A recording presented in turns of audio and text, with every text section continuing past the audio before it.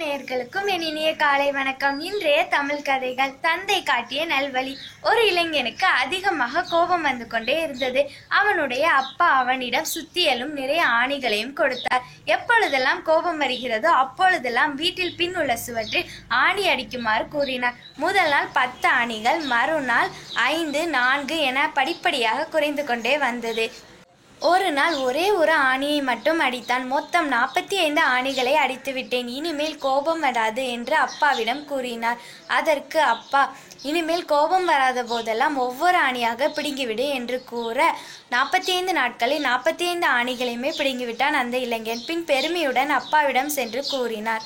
அதற்கு அப்பா, செவற்றில் உள்ள ஆணிகளையெல்லாம் பிடுங்கிவிட்டாய், பின் ஓட்டைகளையெல்லாம் என்ன செய்வாய்? உன் கோபம் இவ்வாறு பலரையும் காயப்படுத்தியிருக்கும் அல்லவா என்று கூற வெட்கத்தில் தலை குனிந்தான் அந்த இளைஞன். நீதி, கோபம் என்னும் இருட்டுக்குள் விழுந்து விடாதே, பின் பாசம் என்னும் பகல் உன் கண்ணுக்கு தெரியாமலேயே போய்விடும். நன்றி நேயர்களே, விரைவில் சந்திப்போம்.